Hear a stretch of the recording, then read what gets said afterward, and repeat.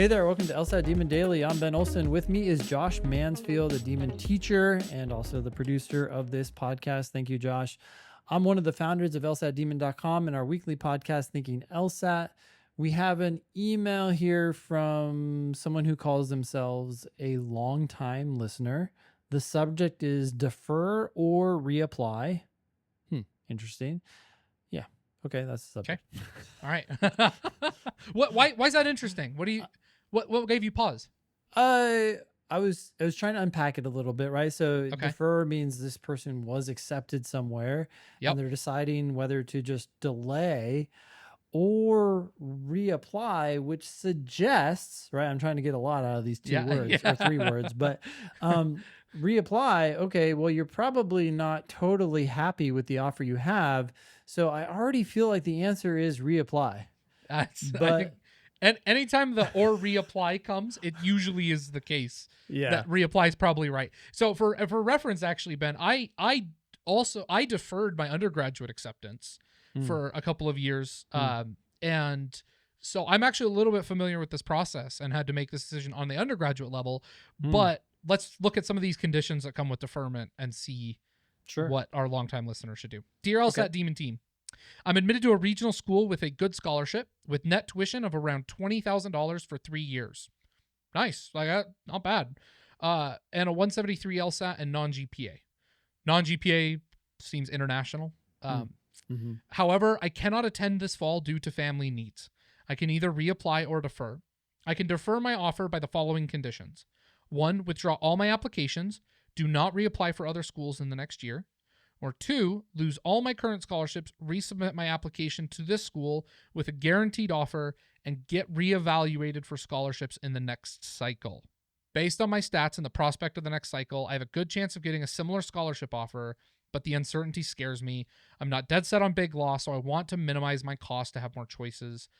Could you please give me some advice on whether I should defer for 1 year or reapply next year? Best wishes, a longtime listener. Interesting. So I guess what I'm a little confused about here is that the two options are... So those aren't options, those are conditions. So in order to defer, he has to withdraw all applications and not reapply next cycle. And he loses his scholarship offer to be readmitted and reevaluated for scholarship next year. Oh, well, it's basic. So that makes this decision very easy, right? This is a horrible choice. Yeah. Okay. So if you defer, you're losing your guaranteed offer. If you reapply, you're losing your guaranteed offer. So you should reapply and apply to other schools. Yes. 100%. The only thing... I thought this was going to be challenging. I was like, okay, no. So wait, why aren't you applying to... Anyways, okay. Yeah. Listener, if you can get them to hold your scholarship, this is an interesting question, right? If you're happy with the offer, if you would take that offer again next year, if there isn't a school you prefer, but even then, if you feel confident in your numbers, 173 is a good score. If you think you could get a scholarship at other schools, if you got other offers, I